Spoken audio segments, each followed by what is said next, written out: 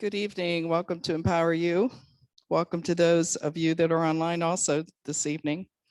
Our speaker tonight is going to take questions during his presentation. So for those of you in the audience, if you have a question, just raise your hand, wait for one of us to bring a microphone to you. For those of you online, if you go down to the bottom of your screen where you see the Q&A button, you can enter your question there and we'll see it to ask it for you. Also, we do advertise ourselves as a free university. However, we do operate only on donations. So we do take donations. There's several ways if you'd like to contribute to what we do that you can contribute. When you sign up online, there's a donate button online where you can give something.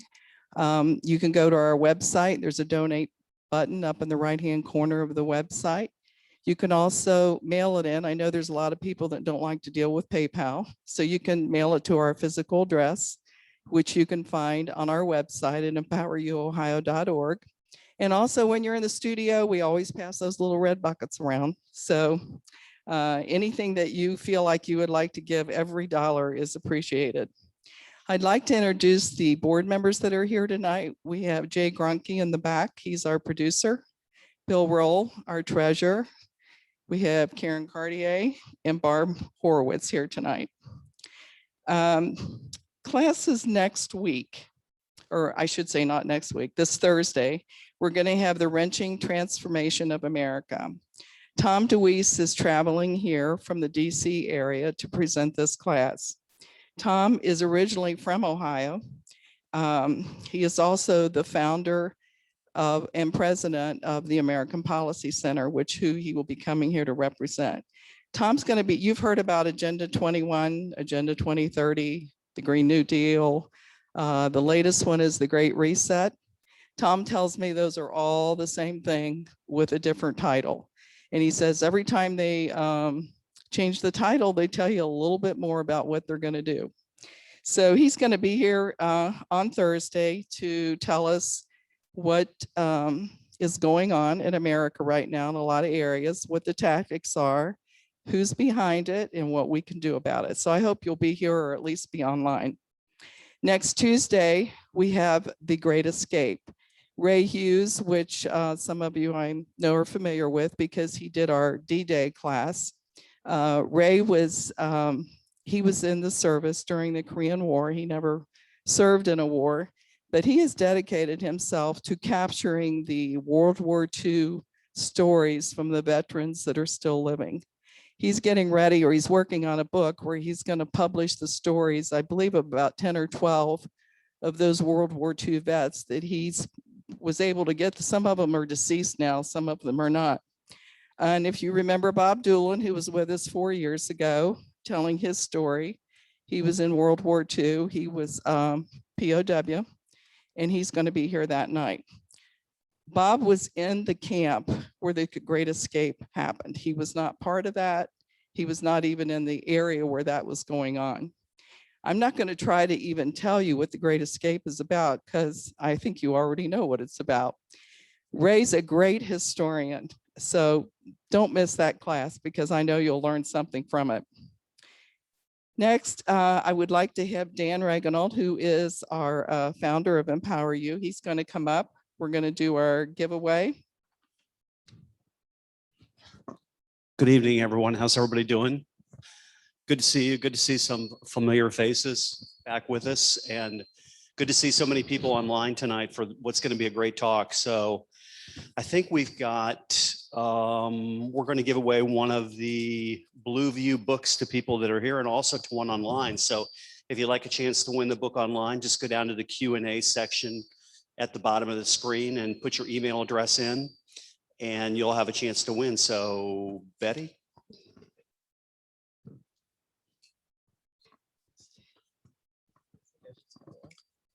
Okay, so for the book that's here to win, number 936. 936. 936. All right, Karen, congratulations. Let's give Karen a round of applause. Keep your tickets out because we've got another big drawing for a super big prize that I'm going to tell you about in a minute. So it's number 928. 928. Right there. Let's see. Okay, so I think everybody knows now that EmpowerU is strictly a Pepsi Diet Pepsi group.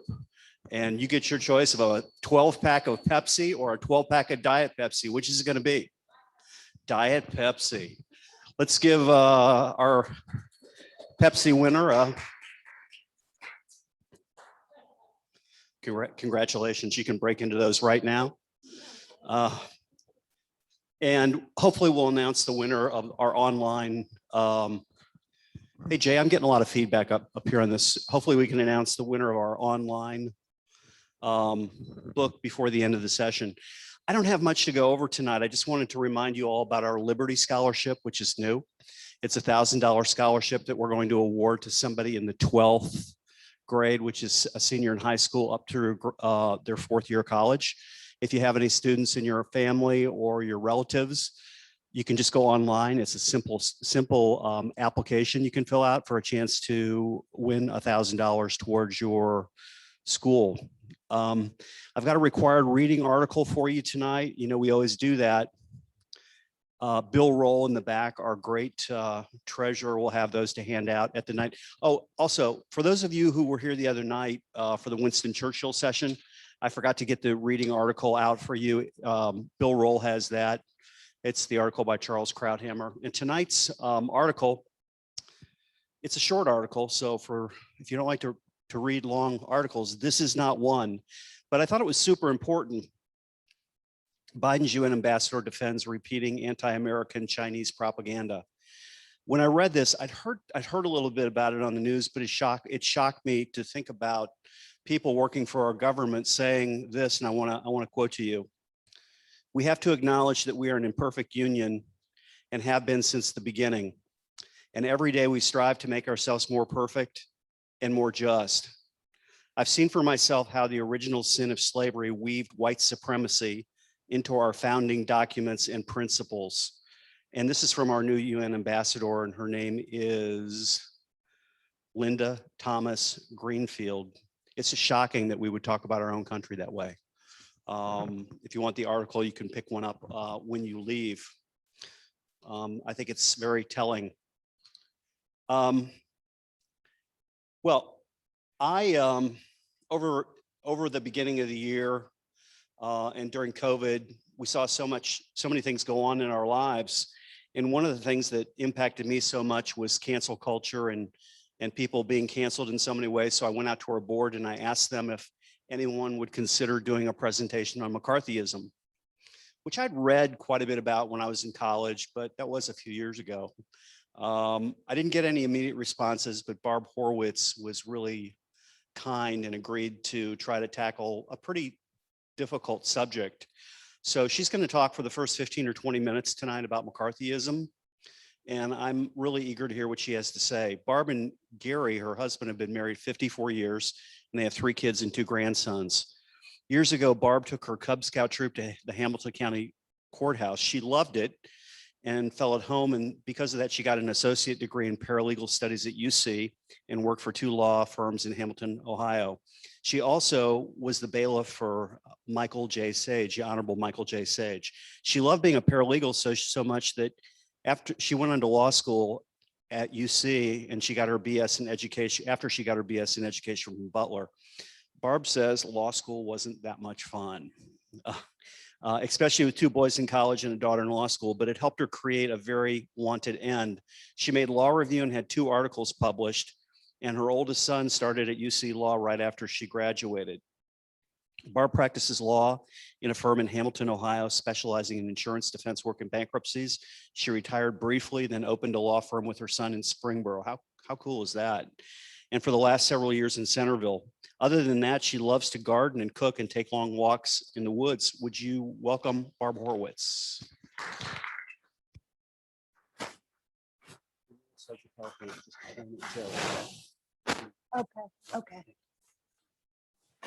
Okay, this is my first time doing something like that, so here goes.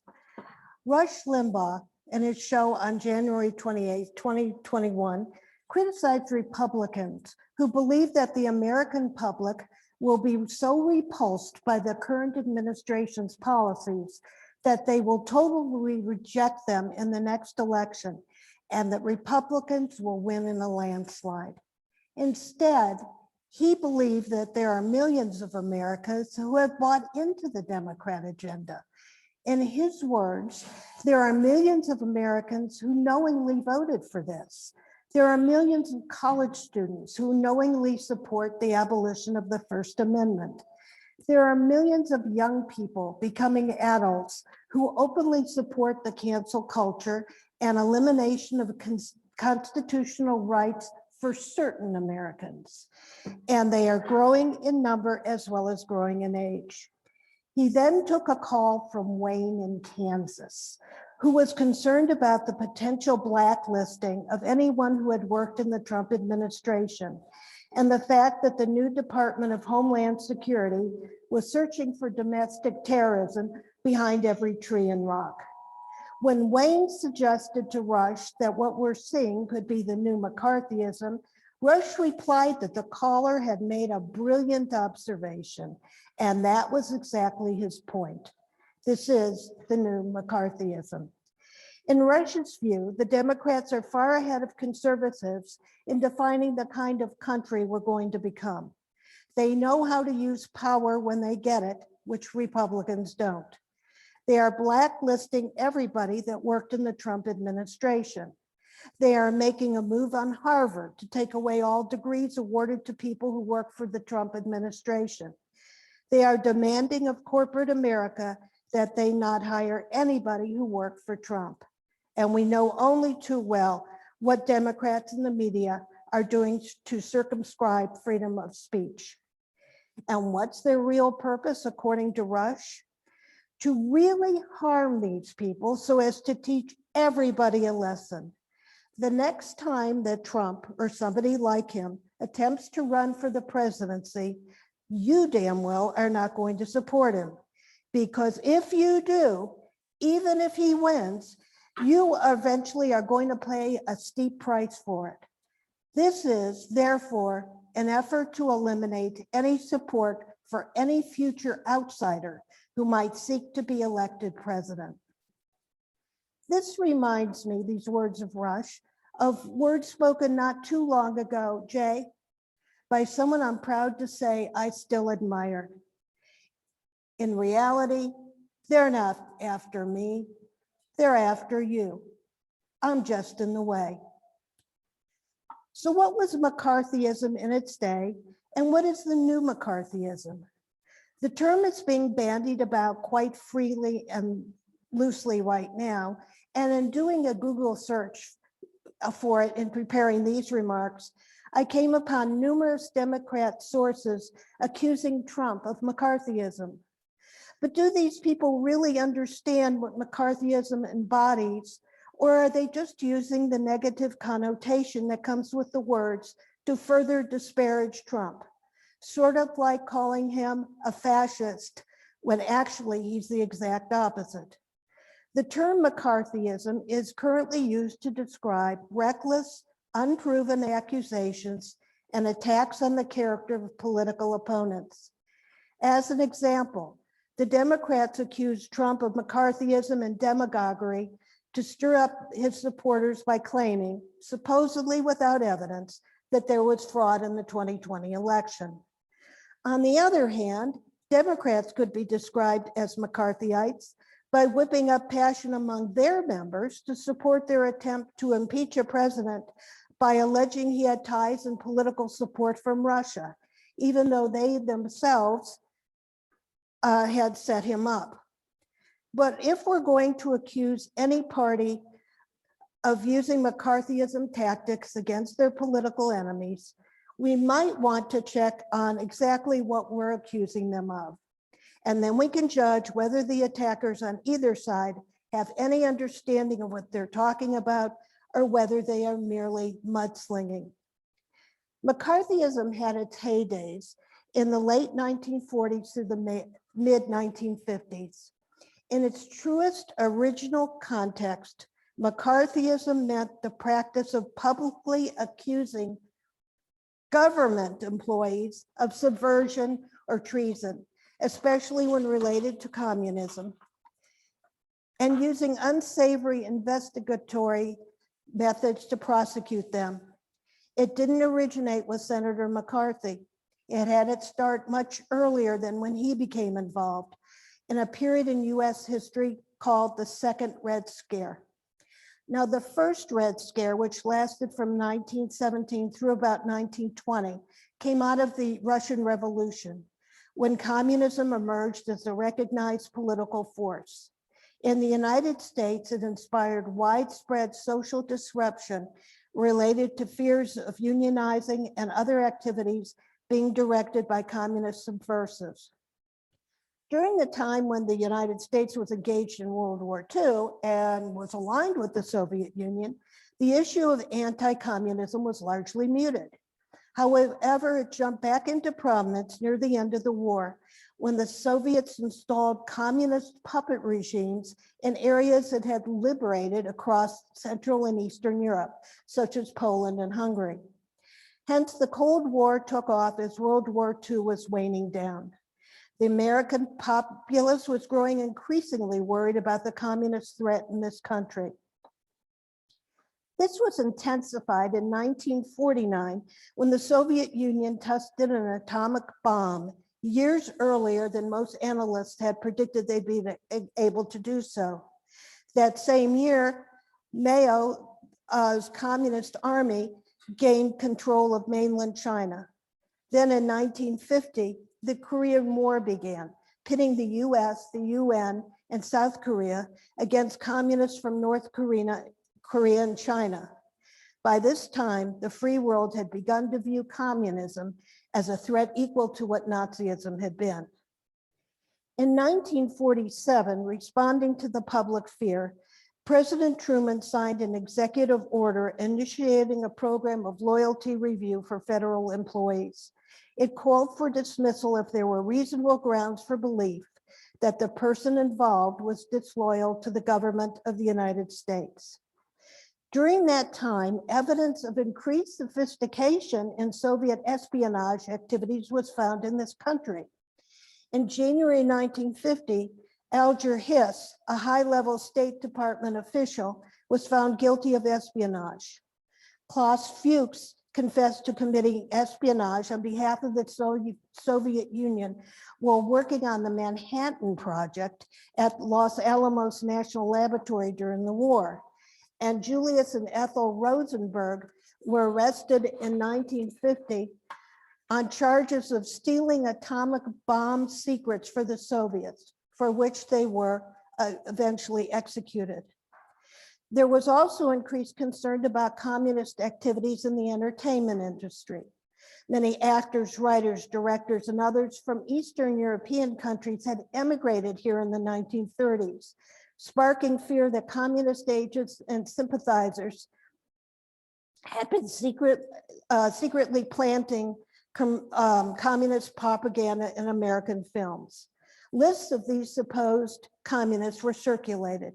Executives in the movie and the growing television industries avoided hiring these persons on the list to avoid controversy and the risk of losing advertising sponsors. Many careers were ruined, and nervous movie studios stayed away from scripts with plots that might be seen to be controversial, resulting in nearly a decade of fluff, westerns, and patriotic war films. Of course, the term McCarthyism refers to Wisconsin Republican Senator Joseph McCarthy. His public involvement with the issue of communism began on February 9th, 1950, when he spoke to the Republican Women's Club of Wheeling, West Virginia. He brandished a piece of paper on which he claimed there was a list of known communists who were still working in the State Department. This speech resulted in a flood of press attention to McCarthy and set him on his path to become one of the most recognized politicians of his day. McCarthy promoted himself as personifying traditional American values so as to become the self-appointed guardian of social morality. Quickly, the term McCarthyism came into common use to describe an era when hundreds of Americans were accused of being communists or communist sympathizers. They became subject to aggressive investigations and questioning before government or private industry panels, committees, and agencies. Suspicions were often given credence despite inconclusive or questionable evidence, and the threat posed by the person's real or supposed leftist associations or beliefs were regularly exaggerated. Here we go.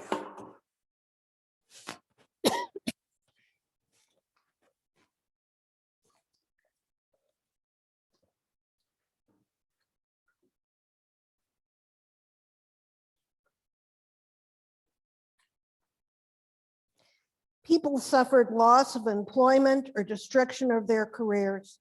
Some were imprisoned. The most notable examples of the methods used in McCarthyism include the so-called investigations conducted by Senator McCarthy and the hearings conducted by the House Un-American Activities Committee. Interesting though, although McCarthy's name came to stand for the era, the real power of the anti-communist crusade was actually the FBI. J. Edgar Hoover designed President Truman's loyalty security program, and the background investigations of government employees were carried out by FBI agents. Hoover's sense of the communist threat and the standards of evidence applied by his bureau resulted in thousands of government workers losing their jobs. Moreover, Hoover insisted upon keeping the identity of the informer secret, which resulted in most subjects of review not even knowing the identities of those who had informed against them. Many of these people were fired without any further due process. The FBI also used illegal practices in its pursuit of information on communists, including burglaries, opening mail, and illegal wiretaps. One historian in recent years commented that if observers had known in the 1950s what they have learned since the 1970s when the Freedom of Information Act opened the Bureau's files, McCarthyism would probably have been called Hooverism. The House Committee on Un-American Activities was the most prominent and active government committee involved in anti-communist investigations. After World War II, it focused its attention on communism, resulting in its investigation into the espionage of Alger Hiss, which convinced many Americans of its usefulness for uncovering communist subversion. However, it achieved its greatest fame with its investigation into the Hollywood film industry. It was at this time that the infamous question was asked during the testimonies of those accused: "Are you now, or have you ever been, a member of the Communist Party of the United States?" Simply being accused of communist sympathies was sufficient to damage or end many careers because those accused could not argue their innocence. There were 10 men working in Hollywood who were subpoenaed by the House Un-American Activities Committee and decided not to cooperate. They believed that the First Amendment's guarantee of free speech and free assembly would legally protect them from being required to answer the committee's questions. This tactic failed, and the 10 were sentenced to prison for contempt of Congress.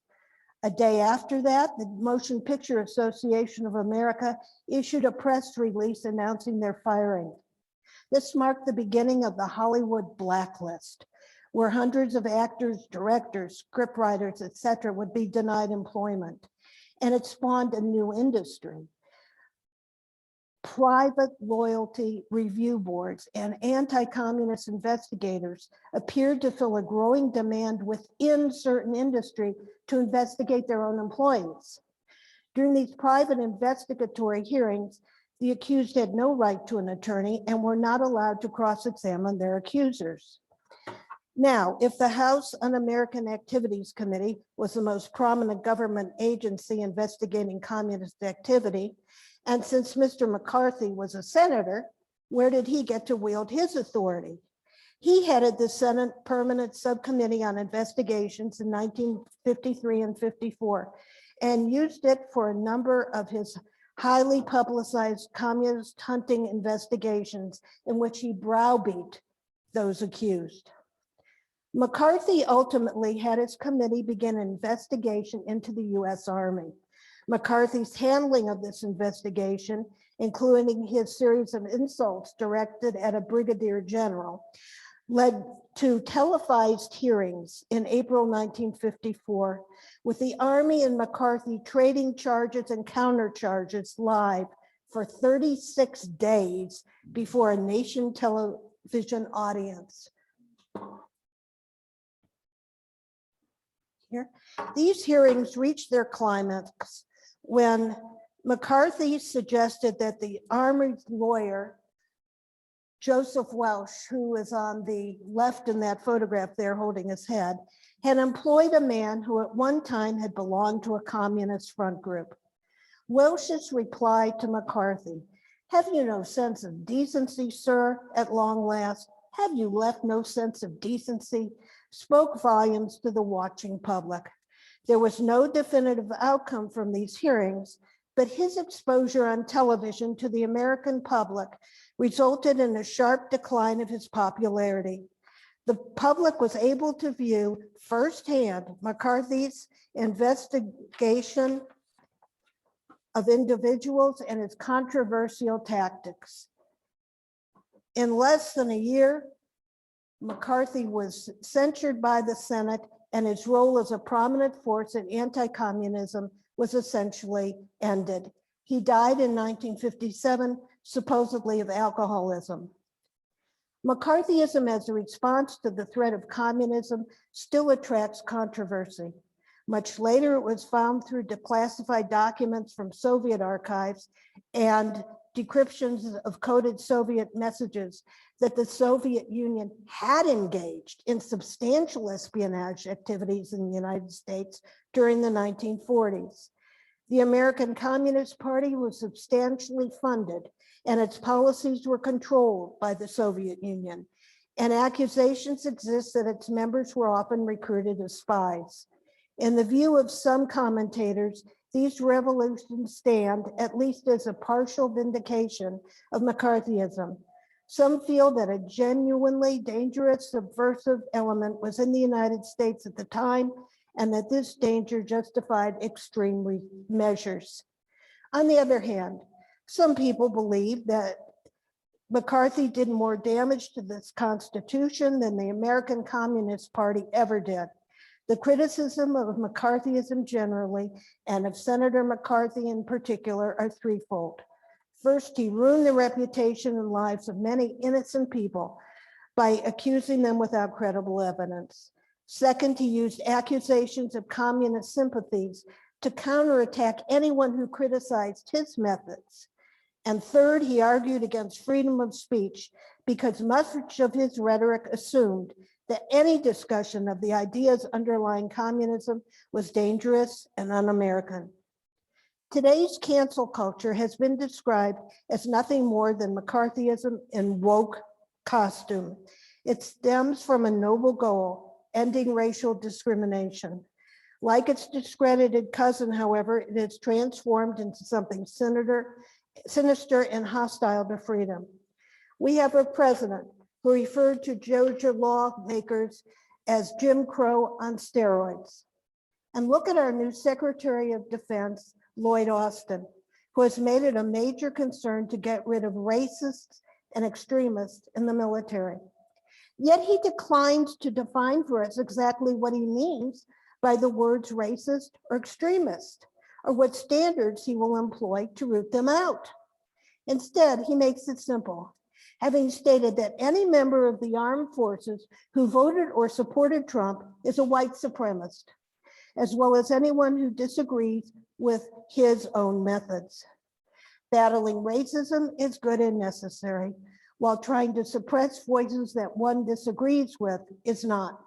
And the country cannot survive if the military becomes the tool of a specific political party. Donald Trump has been labeled a racist along with Rush Limbaugh and several Republican senators whose statements have largely been taken out of context by the liberal media. People have been fired or otherwise punished for saying that all lives matter. The list is growing rapidly. Democrat swing vote senators Kristen Sinema and Joe Manchin have recently made the list when civil rights activists announced that they would convince them to support the end of the filibuster by accusing them of supporting racism unless they agreed to do so. Even worse, the Reverend Al Sharpton publicly announced that he would charge them with supporting and facilitating white supremacy if they do not commit to filibuster reform as laid out by the Democrats. These accusations show an accelerating tendency in the media, as well as society at large, to conduct moral witch hunts based on identity politics. Instead of communists, the hunters pursue supposed racists. While there's no proof that many of these people are in fact racist, the accusation will stick to them for a long time. And like the leftist Hollywood screenwriters of the 1950s who were blacklisted for their support of communism, they and those who support them will likely be stigmatized into the future. Do you now, or have you ever thought that Donald Trump might make a good president?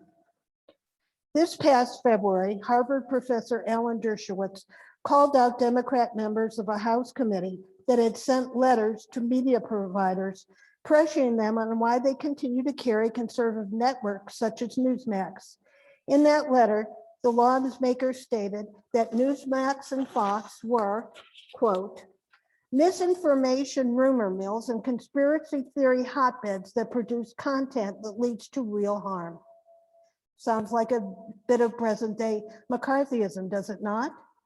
As described by Dershowitz, these congressmen are trying to threaten without being seen as threatening, but the threat is as clear as can be. The congressmen are saying, why are you doing this? Why are you allowing these people to remain on your satellite and cable platforms?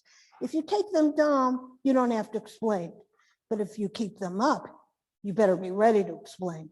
Dershowitz stated that it's just McCarthyism rearing its ugly head again 70 years after we thought it was dead and buried. Today, McCarthyism means denying due process and civil liberties. As it is now understood, it's government and private harassment that includes blacklisting with the intent to pressure opponents into conforming with mainstream political beliefs. And once accused in the media, it's extremely difficult for a person to go about proving his innocence and that the supposed evidence against him was fabricated, much the same as it was in the 1950s. As in those days of old, politicians in the media who make insufficiently supported accusations or engage in unbalanced investigations against persons in an attempt to silence or discredit them can be said to be practicing McCarthyism. God bless America. Thank you.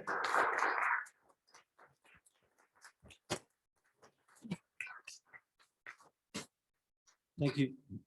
Thank you. Thank you very, very much, Barb. History is, it's good sometimes to remind us of the important things that we've been through. And I know you worked super hard on that. We really appreciate it. So we're so excited to have Rodney with us tonight. Rodney Muterspaw was born and raised in Middletown, Ohio. He rose through the ranks of the police force, became chief of police in 2015. He won numerous awards through his career before retiring in 2019. Rodney remains active in the community through his new career in real estate, community work, speaking, and his speaking engagements. Rodney still resides in Middletown, Ohio, is married with 3 children and 2 grandchildren. Let's welcome the author of The Blue View, Rodney Muterspaw.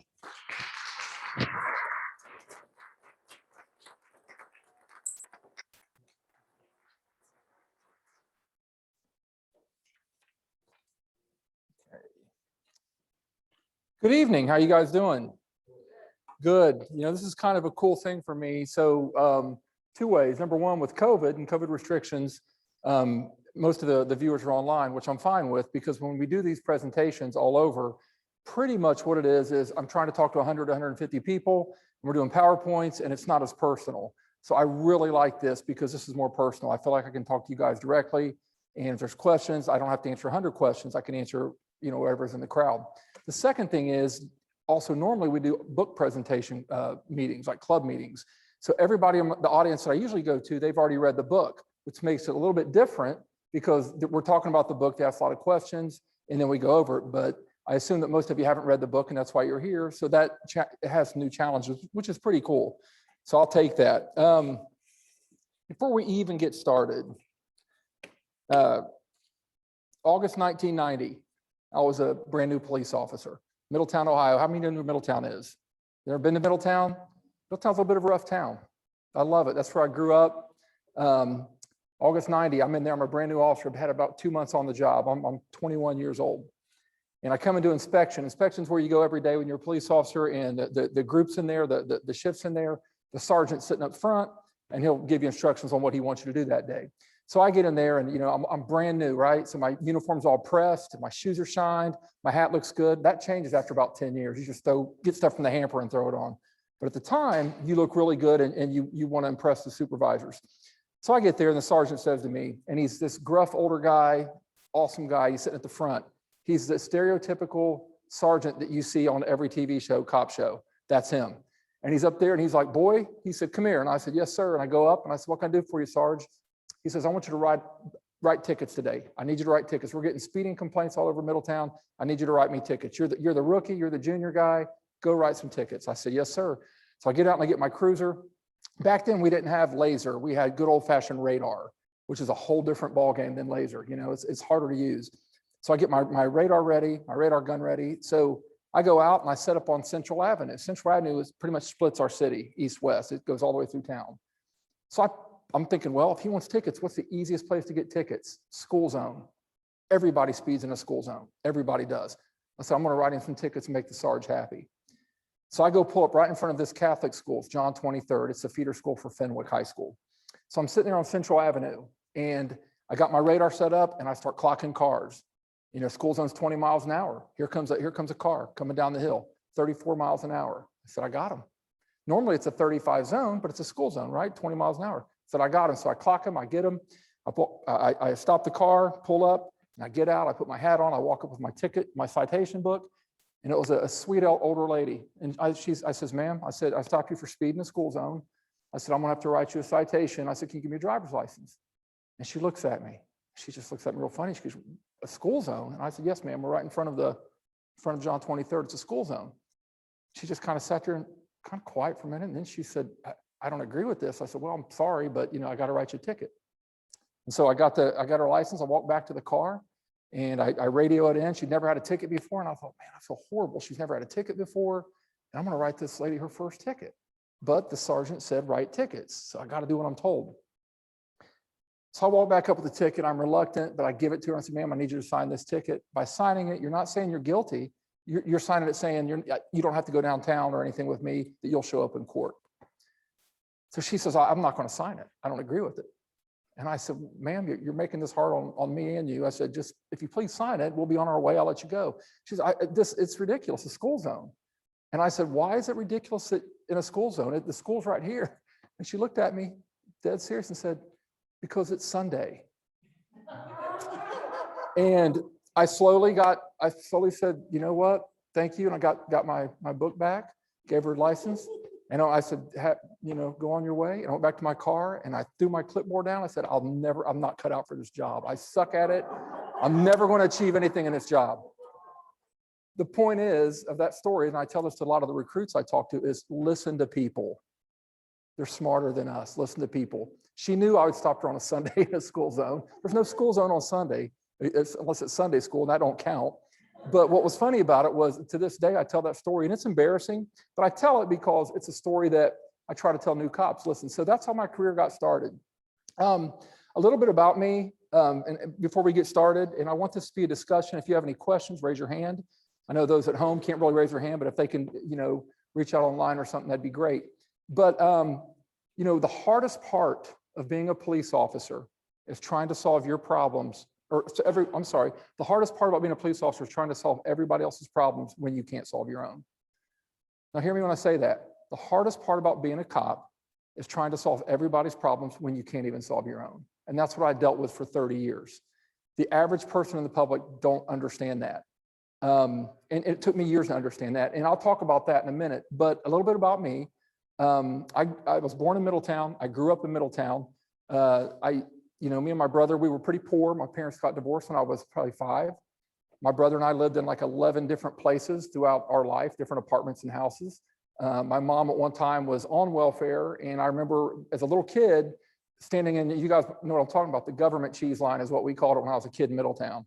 And that's how I grew up. And so I always had a soft spot in my heart for Middletown and people that helped us. And fortunately, I had some size and God gifted me with some basketball ability and I was able to go play ball in college. And I don't know if I wouldn't able to do that, I don't know where I would have ended up. But while I was in college, I went there to be a math teacher and a basketball coach. That was my goal. That's all I wanted to do.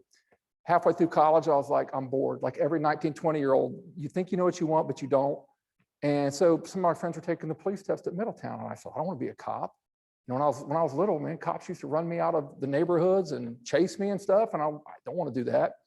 So I took the test anyway, and I'll be danged if they didn't call me and offer me an interview with the chief. So back then, the chief's name was Earl Smith.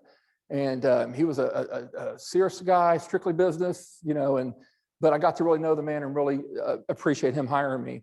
But that's what I did. And when I got hired, I did what every officer does in an agency that size, is I was a patrol officer for years, and then I became a detective. I actually worked in the school some too as a DARE officer, if you guys remember that, which I really enjoyed. That was different. But after that, I got into management. I was a union rep for years. So when I became the chief of police at Middletown, I saw both ends of that spectrum. I was a chief, and then I had to deal with the unions. And when I was a union guy, I was on that side. So that really helped me. But I've been blessed to be at Middletown. I love it. It's my city. It's my town. It still is.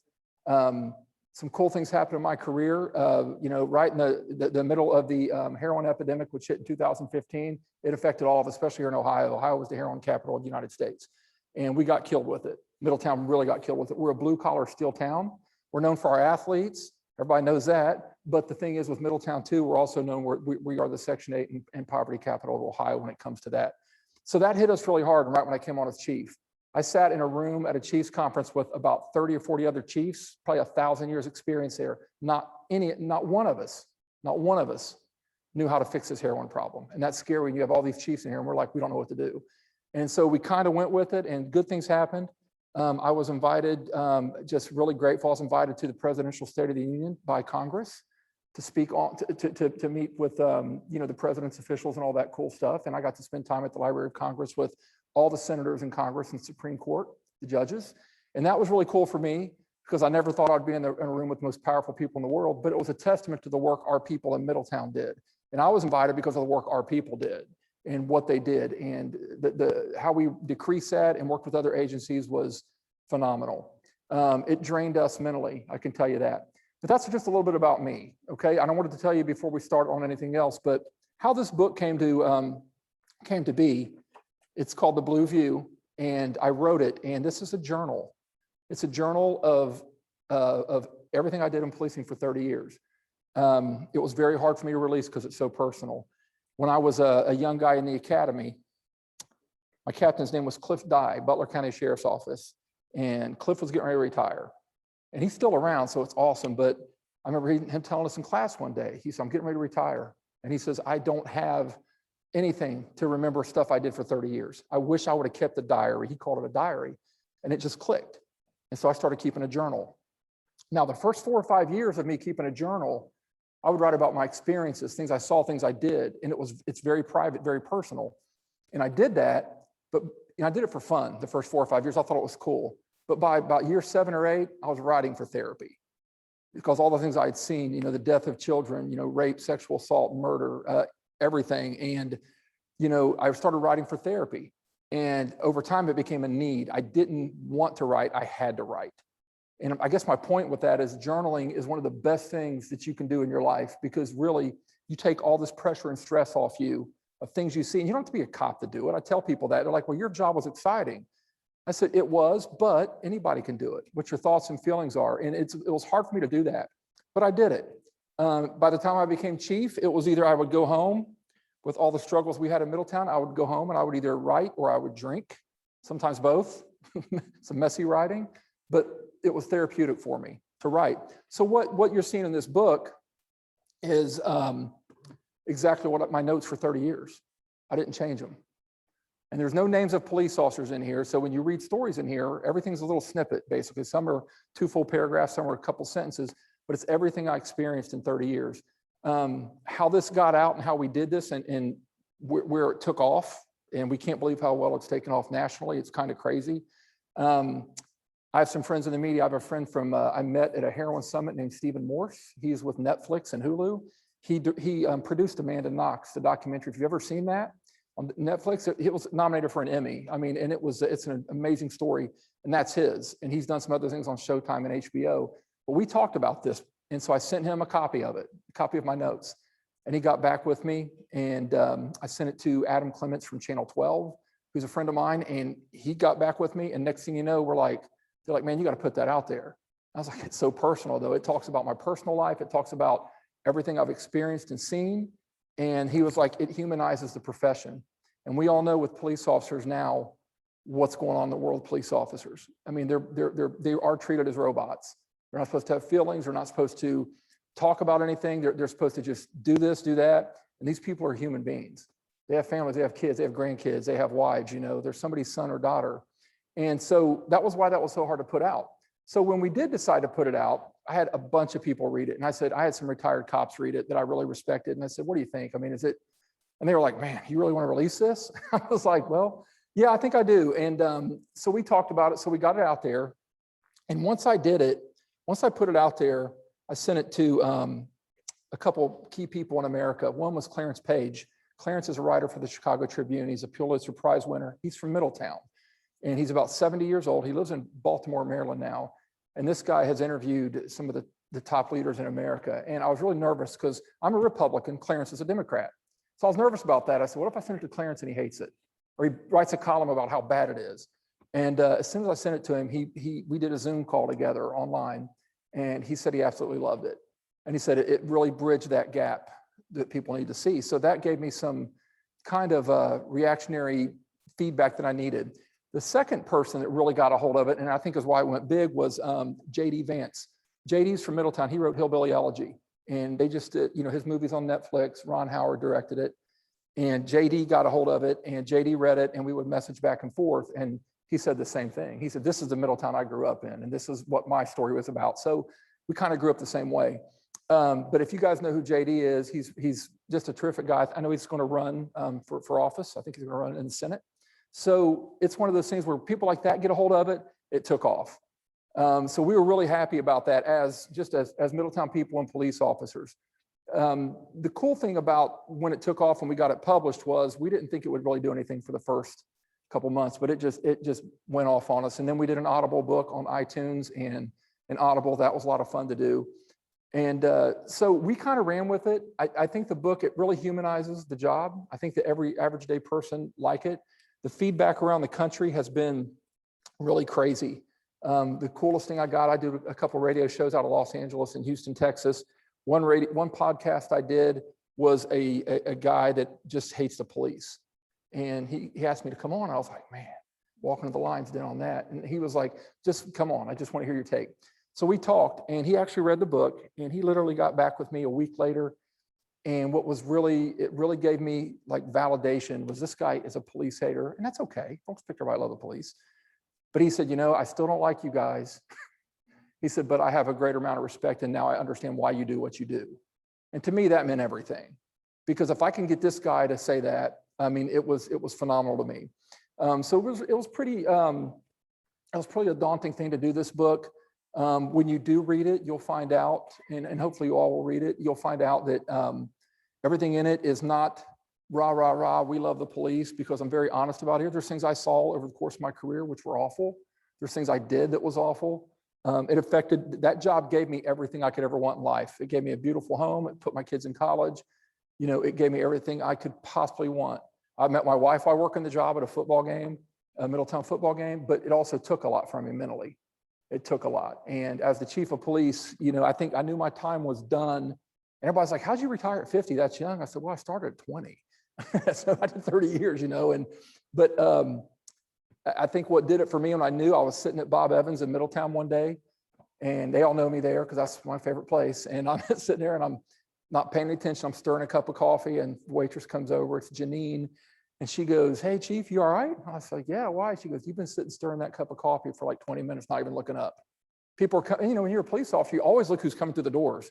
She goes, you haven't paid attention to anything. And so I was so distracted. And, it was one of those things I said, it's time for me to go and live a normal life. I've had some good chief job offers since then, some cool things. I just talk with my family. I just don't want to ever do that again. 30 years really took it out of me. I was going to read a couple things from the book if you guys don't care, and just kind of give you an idea what it is and let you know. There's so many controversial topics in law enforcement right now. And, it's one of those things I want you to ask questions if you have questions. It's important. But some of the things, just to give you an idea, the book is in it's in all kinds of chapters, but it's an easy read. When I say it's an easy read, it's because it's in snippets. It's like my daily journal. I'll talk about, I'll read this to you guys real quick, if you bear with me. All right, we worked this was like 1997, I think. We worked this undercover case last month and just finished up the court portion of the case. I felt so bad. We did this girl really wrong. I mean, we did. What we did was lawful and needed, but she was just a pawn in the game and took the hit. And I was working undercover at the time. One of our undercover guys was working with these two young women who were selling pills, mostly Xanax, to young people their age. Nothing major, just a few pills at a time. One person was a heavy-set girl, brunette, nice smile, and she drove this awesome white sports car. The other was a smaller blonde who looked like she was about 12, but she was an adult. I was with our undercover guy during the girl's first buy, when we first bought drugs from them. And all that happened between us was the girls flirted with us and really talked about pills. I'm pretty sure the girl fell for our undercover guy because he's a good looking guy who looks like he's Latino, but he's not. It seems that women are always trying to get with him. Anyway, she kept wanting to meet up with him to see if he wanted something. It got to the point where she was just calling to say hi to him only. I know she wasn't making money off these pills. It was obvious that she just wanted this undercover guy who she thought was her friend. And it was just some guy she met hanging out. Once I met her and her friend for a buy at one of our parks, and all she did was talk about this other cop. She never ever discussed pills with me. After several buys, we finally did a buy bust on her. And a buy bust is when you swoop in and take them down in the middle of the act. Where you have units, cruisers set up elsewhere to swoop in and take them down. We swooped down on her and arrested her and her friend. She threw her hands up like she just robbed the bank. She was terrified, scared, and really confused. She's now in the system with a felony. It really bothers me. I feel horrible. The worst thing is we seized her car and now she lost that also through the courts. This job sometimes makes me hate myself. She's heartbroken because she thought we were her friends, but really we're just cops trying to bust her. She was just a number to us. There's no way this is right or fair, even though it's legal. She's not a drug cartel member. She's a young girl who wanted attention from a guy. This girl didn't do anything to be a rich drug dealer. She was making no money from it. She did it for friendship and we took advantage of it. And I throw out some cuss words and I'll leave those out. And I said, do we truly make our city better today by destroying a life over a few Xanax? And that's the kind of stuff you take home with you as a police officer. I mean, what this girl was doing, it was illegal. It was illegal. But when you look back on it, when I wrote this at the time of the case, she was doing it because she wanted a friend and she didn't have any friends. And we arrested her and put her in the system for it. And that stuff you don't live with. You struggle with that.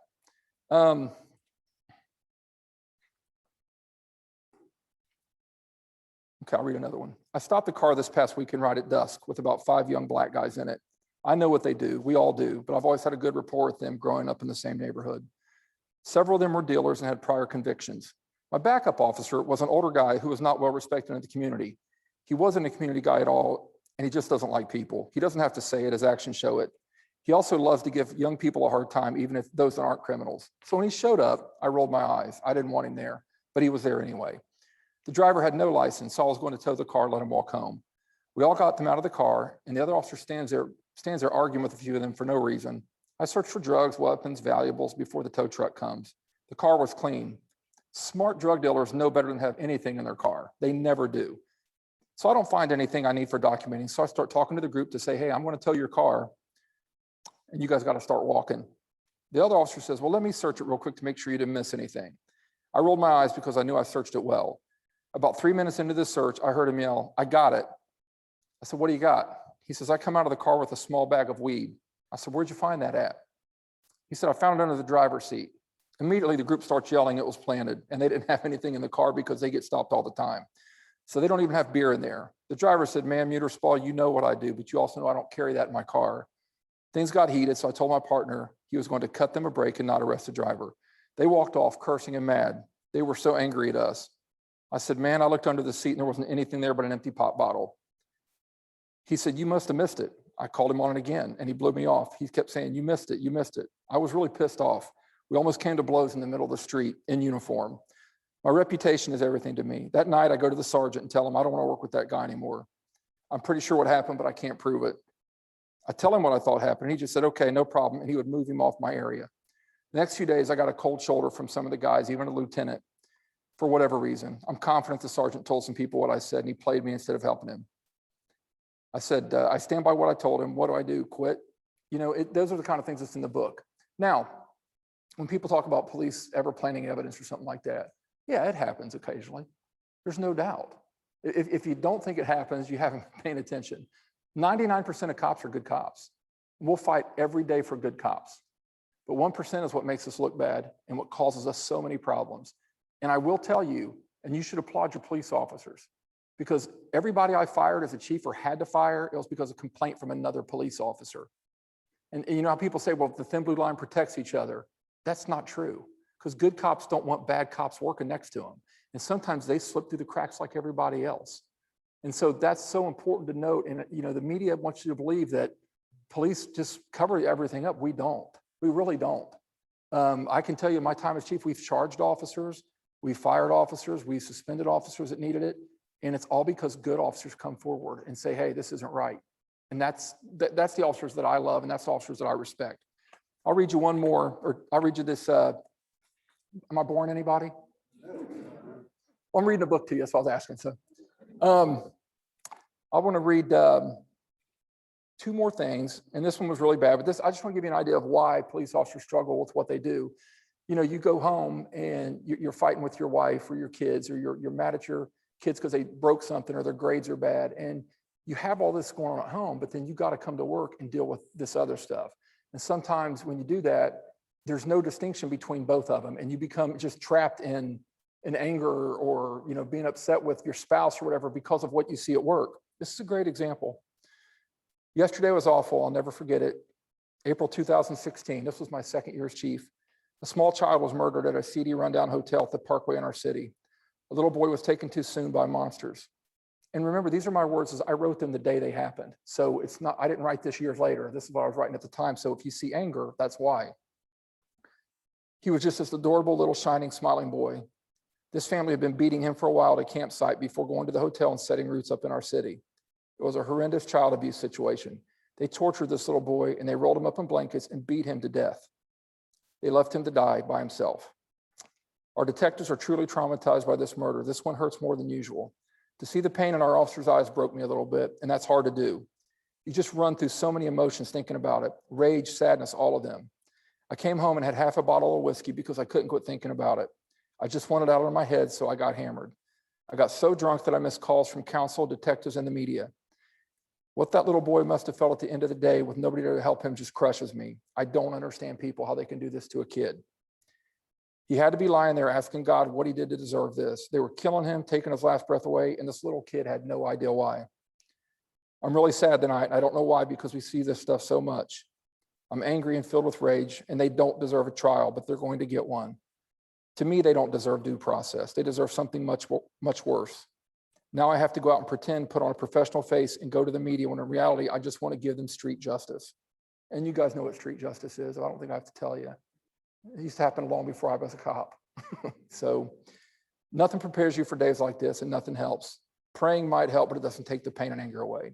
So those are the kind of things that as a cop, and the book is full of stories like that, because, and that's why I always encourage our officers to write and seek help.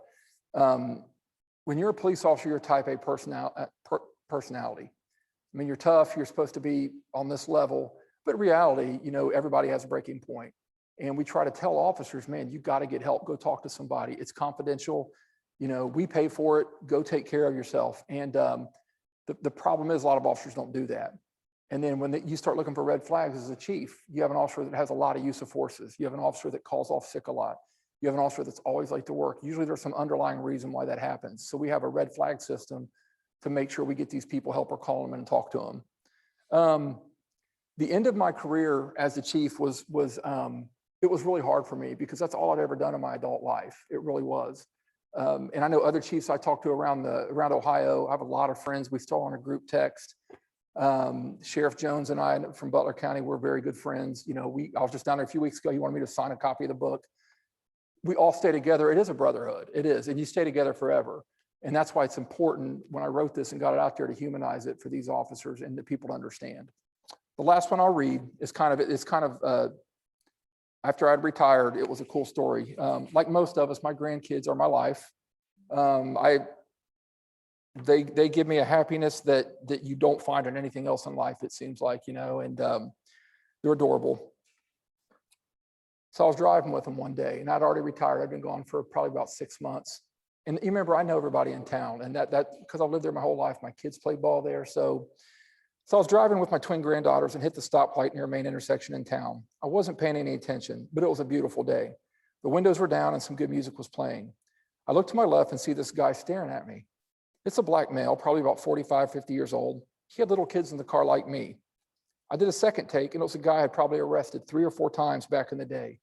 I hadn't seen him in years. He had old school memories hit me all of a sudden. Foot chases, hard looks, fighting with this guy. Mouthy, both of us, not just me or him, both of us. Had so much adrenaline and testosterone, we did it back in the day. I nodded at him, and he nodded back, and he chuckled. And he said, "Those were some days, weren't they, Mute?" I said, "Yeah, man, they were. Hope life's treating you good." He said, "It is, brother. Back at you. Love on those babies." He smiled at me and drove off. It's funny how compassion replaces passion over the years, doesn't it? We had no animosity anymore between us. No animosity at all, just no fire, just 2 former adversaries now with something in common, both with grandbabies in our car. Both of us probably had bad backs by now. But we both grew up to realize what's important in life, family, happiness. It made me smile and it showed me it was all worth it. And as a police officer, you deal with people on a whole different level at times. You really do. And there's people that you get so mad at over time, you have to arrest, you have to fight. People that have punched you or hit you. And as you get older and you kind of mellow out and you see these people out now, you just kind of look at each other and you smile because it was a battle and the battle's over. And that was the beauty of being a police officer in the hometown where you grew up. And I'm still there, you know, and I love that city and I'll do anything for that city. But that's kind of what you deal with as a cop. So when you leave, you still have that burning desire to do some fun stuff and to be involved. But inside, I think your soul, you're done. And I just hope people across Ohio and America who are reading this book, and it's been read in 4 countries, which blows our mind. And we don't know how that is. It must be service members from here or something reading it. But I hope people understand that these people are human. What you saw today, you know, you had an officer get indicted, or I'm sorry, found guilty on 3 charges. His life's over forever. And I know George Floyd's family, they miss him. I'm sure they do. But this officer, he's done forever. And what that does for community relations across America right now is horrible. Before I walked in here, I was checking Twitter, and they're already starting rioting. He was found guilty, and there's more I don't get it. But, you know, that's the thing about policing. These people got to go out there every day and deal with this. And you know what? They don't complain. They lace up their boots and they go right back out the next day and do it again. So I have nothing but mass respect for police officers. I did have a cop from San Francisco. He emailed me and said, "Hey, I didn't like the book." I said, "Okay, you're entitled to your opinion. That's fine." And I said, "Can I ask why you didn't like it?" He said, "Well, it just gave away too many of our secrets." And I responded, I said, if you have secrets, you shouldn't be a police officer. We work for the public. We're taxpayer funded. And so I asked some of my cops here that I worked with, and I was like, "What do you think about that comment?" They said, "He shouldn't be a cop," because we don't have that. There's no secrets. There's not. You just go out and you do a good job and you work hard for the public and you embrace the community. That's all people want. And I know, did anybody have police officers in the family? Okay. Can you tell me, you don't have to tell me who, but where at? Small town, Greenville, Pennsylvania. My dad was an officer. Oh, your dad was a police officer. Awesome. I'm sorry, I forgot to holler at you. Yeah. Her dad was an officer. Back here?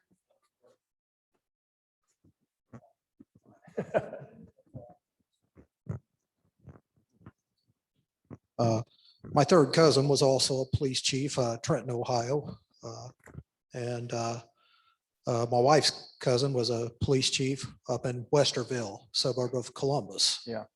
So, Yeah, you're talking about Rod over in Trenton, right? Yes. Yeah, he worked with us at Middletown for years. He's actually my sergeant when I was patrol officer. Yes. Awesome. Who else had police family? I have a brother-in-law that was a state trooper in West Virginia, and then he was in the FBI for many years. Okay, outstanding. Yeah, we did a lot of work with the FBI. I mean, I can tell you that we had some cases that came out of Compton, California, called the Rimble Gang. And the Rimble Gang came and set up shop in Ohio, and Middletown was one of the areas they made home. And I talk about that in the book. And we ended up putting 19 of them. We indicted them federally and put 19 in prison. One got life, the leader of it. They were killing people out in California who were snitches. And they set up in Middletown, good old Middletown. Here they are. So it was a 2.5-year investigation. So we were able to work with the feds on that. And we worked great with the FBI and mostly the DEA. Did a lot of good work with them. So I have nothing but major respect for them. The people who are on the ground doing the work, not so much the ones running it. So these people, what are you going to do? But I guess what I want to ask, and raise your hand if you have an answer, but I'm really kind of just curious from a public standpoint, what do you think the most important trait is of a police officer? I'm curious, I want to know, like, when you think of a police officer, what do you think is the number one thing that they should have? Because you'll get a million answers for this. So I'm just kind of curious, and I'll tell you what I think it is. Does anybody have an idea? What is the number one? Hold on, please. I'm just a sorry, minute. go ahead. I think common sense is the most important thing. Use your head. Man, his answer was common sense, which I can't even say that speaks volumes. And I'll talk about that in a minute. I would say honesty. Honesty. Anybody else have an idea? Just Oh, hold on, James. I'd say integrity. okay. Honesty, integrity, common sense. Okay, all of those are right. I'm sorry, go ahead. Not panicking in usual circumstances. Not panicking. That's a great point. And I'll bring that up too. Start with common sense. Common sense is up there at the top. You can read all the books and train all you want. If you don't have this, just common everyday sense, you're not going to succeed as a good police officer. You're not, because it's not about hunches. It's not about great investigative skills at that point. It's about just being smart a little bit.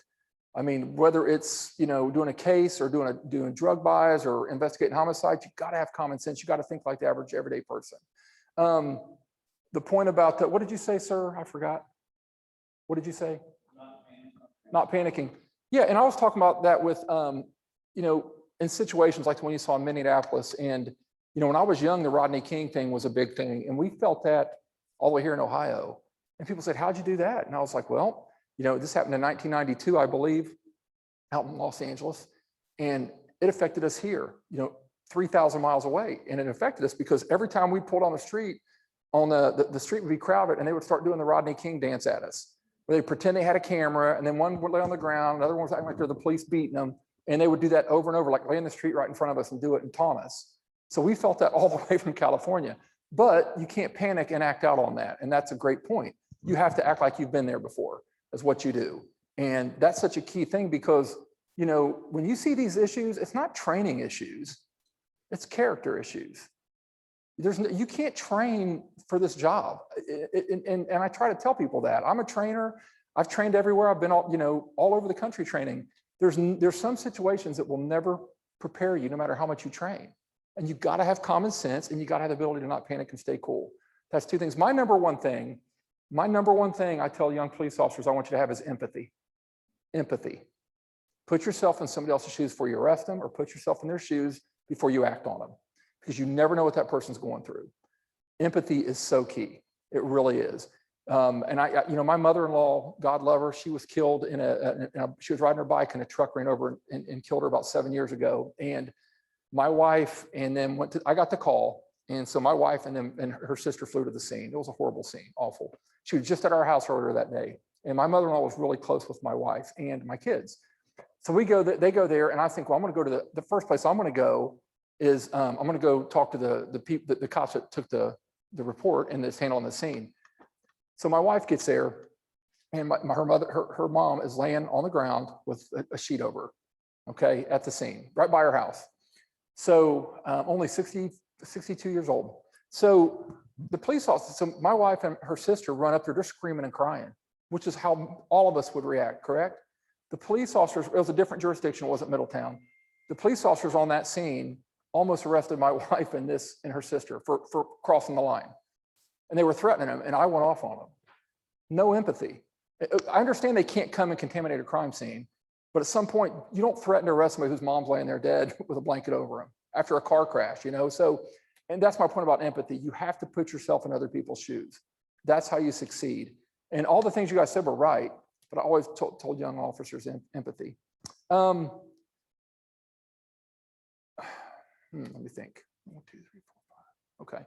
Does anybody have any more questions before we continue? And we can do questions.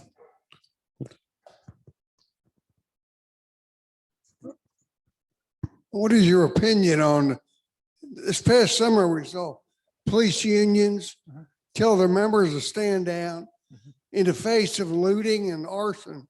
Yeah. What is your opinion on that? You should, my opinion on whether you should stand down or not, or whether police, you should never stand down. I can tell you that we had that happen to us here in Middletown, but it wasn't over riots or anything. It was over a needle exchange van. We have a needle exchange van in town because it's such a heroin problem. And actually you could take a needle, if you're a heroin user, you take a needle, go to this van, they'll give you a new one.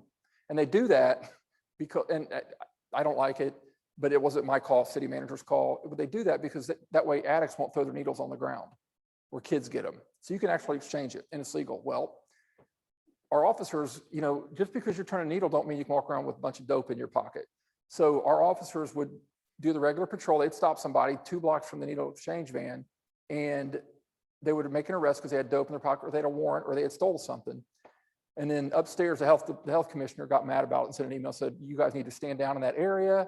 And I said, we're not quit being cops because of this. It's not happening. And the union actually backed us on it. They agreed. But when it comes to the riots and stuff, you can never tell police officers to stand down. Their job is to protect, whether it's property or life. And anybody who tells them to stand down, I'll never agree with that because nothing good comes out of it. I have a question. You know, the political climate, you know, we went to the Citizens Police Academy for a township. Okay. And the CLIA certification, I guess it's based out of Atlanta, Georgia. It had something to do with some of the riots or something that was formed by that in that manner. Yeah. How come we don't hear about that in the media? You know, they're talking about different police training and tactics of against race and whatnot. How come the media doesn't care about it, or is that what you said? Or well, you never, a lot of people don't know what you're talking about. They don't hear, because a lot of the police departments around here are certified every, was it 5 years or 3 years? Yeah, you're talking about, it's accreditation is what it is. It's a national accreditation, and basically a group comes in to your city and your police department, they sit down with you, they go over all your policies, procedures, regulations, and basically they give you not so much advice, but they say, here's what you're looking for, and they pinpoint to make sure everybody's on the same page. And it really is a good thing when you do it once, because you don't realize how fragmented everything you do is, and they kind of push everything together and make it nice and tidy. Our department actually let that expire because our chief at the time, and I hope I'm not saying this incorrectly, but I think he believed that he did not like the policies that they wanted us to use, and it kind of expired. As far as the media, I've got so many friends in the media with news networks, and all I'm going to say is this: the media doesn't care about the real story. They just don't. Every headline you see, I wrote an article about drug usage in Middletown, and it was a big article, and it got published and went out, and then Channel 9 did a story on it. And I have friends there, and the headline was "Police Chief on Drugs." That was the headline. And that morning, our judge in Middletown, at the time it was Judge Wall, he called me and said, "Did you see that headline?" I was like, "No." And then somebody else screenshot or took a picture and sent it to me. You would have thought the Middletown Police Chief's on drugs. The headline was "Police Chief on Drugs," and I had my picture. And I was like, great. And that's kind of what you deal with to me. That's why that's not CLIA accreditation is not going to sell newspapers for them. Rodney, when you left, how many officers did you have under you? I had 120 something employees, 75 officers out of What was the worst part of the job? Was it the administrative, taking care of the personnel, or the crime fighting? Oh, the politics of inside. The internal stuff was 10 times worse. The external, I could do that all day because I love, our people were good cops. They did what they're supposed to do, fighting with city council, city manager. And we had good council members, but they always want to cut police, cut training, cut budget. And it's insane. And that's one of the reasons I decided to run for city council. And I'm going to do that this November because so many, the police officers said, can you help? And they're not getting help. And so I'll have more say-so on stuff than I did as the chief with budget and stuff. So that's why. Now, how was it to work with the union there? Union was fine. I Were got they? great with, yeah, even as the chief, the union was great because that's the thing I loved about it because what I just said, people are always like, well, police protect police. They do, but the union would come in, if there's a bad problem, they would come in and say, let's get rid of this guy because, he's doing this, he's doing that. And it's just all on how you articulate it. But the union's great. I have no problems. And it helped that I was a union rep for years too. So I did see both sides of it. Other questions for Rodney? Who's got a question right here? Not a question, but a comment. Any department that has a Citizens Police Academy, I highly encourage people to participate in that. Ours was great. Where at? Where'd you go? Union Township, Claremont County. Okay. Yeah, we had that, and it was so well attended. It was awesome. We Right also- here. Here's a go ahead. question. Yeah. If I understood you correctly, you said that you made some great progress on reducing drugs in Middletown. Could you talk a little bit more about Yeah. that? Yeah, and I'll do this quickly too, because I know we're on a time crunch here, but what we did was, and we actually copied from Colerain Township. And we went and down there and met with them, but we took, instead of just going to calls and arresting people, and our jail couldn't hold them because they were addicts, so it was a medical condition. It's not a crime, it's a medical condition. We had we come over the program, and it was a social worker, a medic, and a police officer. After somebody overdosed, we'd all go and meet with them afterwards. Whether it was a few days later or whatever, the police officer would handle the investigative part of it. The medic would check them, make sure they're okay, and the social worker would get them into a program. So and we'd work with the courts. So instead of throwing them in jail, all three entities worked together with the courts, and we got them in programs and got them help. It was huge. And it wasn't our idea, so I can't take credit. It was Colerain Township, but we copied it, and it succeeded. Rodney, I've always thought writing a journal would be a great thing to do. When did you do it? What time of the day? And was it hard to keep up with the discipline? Yeah, it really was. There was times I was so mad at something or just didn't feel like it. I did a lot of times at work, and it was funny. When I started, it was by hand, and then it went to typewriter. And then by the end of my career, it was on my iPhone. So I would just, if something happened, I would just put it in my mind. Like there's things in the book that's literally 2 sentences. There are other things that's 4 pages. Whatever was on my mind, I just wrote. And it was just whenever I could do it, whether in my office or at home. Yeah, it was hard to keep the discipline. It was. There was times I'd go 2 weeks without writing and had to go back and write stuff. Yeah. And where does defund the police go? Where's that whole thing going to play out at? Defund the police? Yeah. Here's my take on that, and I'll make it quick. The defund the police, actually, I'm not defending that because I think it's absurd, but the true people that say defund the police, they're not trying to take money away from police. They're trying to incorporate some budget into putting social workers and staff on staff, and I'm all for that because there's things we're not equipped to handle. We're just not, and we're not social workers, and we're not counselors, we're not mental health experts. That's what they need to do, but there are people who say they don't want police at all, and good luck. Good luck, because look what's going on in all these cities that said defund the police. Now they want more police. Minneapolis is one. Defund the police. Now they're asking for more cops. So you have to have police in this country. You have to. It's absurd to even think otherwise. Question right here. Yeah. Oh, I just have a comment. My daughter's a social worker. Okay. She relies on the police. Okay, that's awesome. Yeah. Workers are not miracle workers. No, but they're so helpful. Because I'm telling you, when we would go to, especially when you go to a house where there's little kids that have been neglected or a horrible living condition, it's so nice to have somebody from the children's services or social worker there because they're the experts. They can deal with them kids better than we can. It's so nice to have them. So that's my take on the defund the police. As long as they keep that, I'll be okay with it. Other questions for our speaker right here?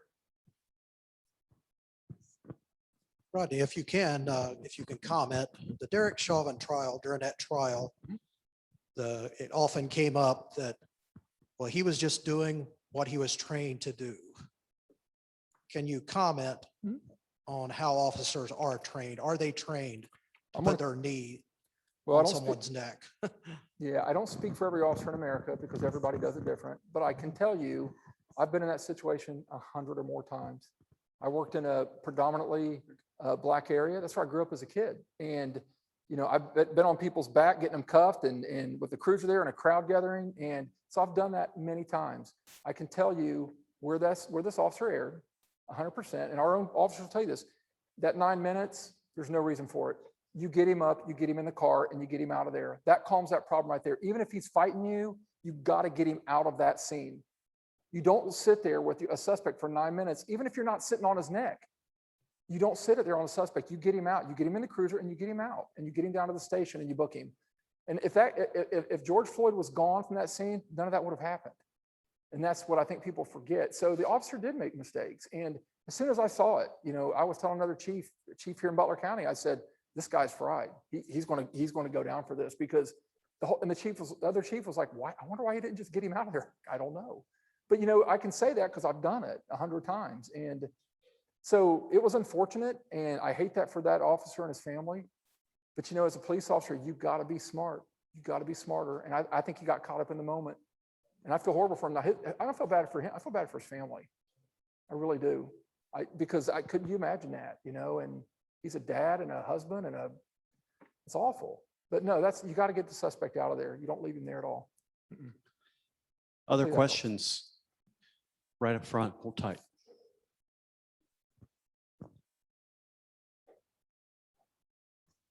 Living and working in a city like Middletown, which is relatively small, people know each other, as you've mentioned, was it difficult at times when you had to arrest or investigate someone you knew or a family member, extended family of people you knew? Yeah, two things real quick. One, yeah, my dad got a DUI when I was the new officer, and that was really hard. The other thing was my best friend in high school. I didn't see much after high school, but we had to arrest him and his family for stealing. It was felony theft. They were stealing from Lowe's. He was a cashier there, and he was letting people walk through with saws and everything else, and $25,000 of the property. And we watched a video footage. And it was him. And I was working detectives at the time, and it was my case. So I had to give it off to somebody else because I was a friend with his. But yeah, that's hard. Middletown's about 50,000 people. It's, you know, it's a good sized city, but it's not too big, not too small. But yeah, I run into that. I still run into that all the time. People call me and they get arrested. I went to school with, you know. We have an online question, Rodney, in the back. David is listening online and he's wondering your opinion. Do you think that this effort to defund police could be an agenda to eventually replace local policing with a national police force? Absolutely. Yeah, that's a great point. We've talked about that. I think they want a more centralized national thing, or you're hearing a lot about state police forces, because you have those like Kentucky, and you know, we have Ohio State Patrol here, but they mostly stick to the interstates. But we worked well with them, but they don't handle inner city stuff as well as we do, just like we don't handle highway stuff as well as they do. But I think that's a lot of it. I wouldn't be surprised if that was behind some of it. Yeah. Now, did you have much connection with ICE or any federal agencies, or how was your interaction with them? They were great. ICE is, I feel bad for ICE because they're so short-staffed. We would have a situation where we would have illegals in our city. And I will say this, when I say illegals, because we have a lot of illegals in Middletown, we do. But the thing is, they don't bother nobody. They just don't. They work, you see them out, you talk to them. But the problem is when one commits a crime, we have to call ICE, and ICE would not come out and get them at all unless it was serious. Unless we had one with armed robbery with a gun, ICE did get that one. But if it's small, they say, just get us an address, we'll try to get to them. They're overwhelmed. They can't do anything. They don't have the bodies. So, but we worked well with them. But I tell you, the people in Middletown, the people that came up from Mexico or in places down there, they're good people. We have no problem with them. They don't cause problems. So yeah. Any last question from anybody? One last question. Yeah, when we went to the police academy, they showed us videos of what you guys deal with every day, you know, certain circumstances. And, you know, with the apprehension of these people that are especially are on drugs or fentanyl mainly, of how they could be like, you know, basically like they're dead, but then all of a sudden, you know, they pop up alive and it takes like 4 or 5 officers to sit on them. to control them. So Yep. you got a superpower. Mhm. You know, a lot of this, you know, when you hear about this, you know, what's going on, you know, why are they fighting in the first place? Yeah. You know, if it's just a traffic ticket, the worst you're going to walk away with is a ticket. Now, you want to know why? Can I go ahead and interrupt your question? Because that's a great question. Because the media has people believing if you're a person of color, the police is going to kill you. That's why. Thank you. Exactly why. And I have so many friends, you know, where I'm from, I have a lot of black friends. That's how I grew up. And they say the same thing. They said, you know, every time you turn on the media, there's a cop killing somebody. And they literally, I know people in Middletown who tell their kids, if you please get behind you and turn lights, drive somewhere safe, don't stop, drive somewhere where there's lights. And they make you believe that. And the average police, the shootings in America, police is 0.0016 police officers have fired their gun, less than 1%. But you'll have you believe that it's a national epidemic, and it's not. Let's thank our great speaker tonight. Really appreciate you coming in. Oh, thank you. Thank you so much.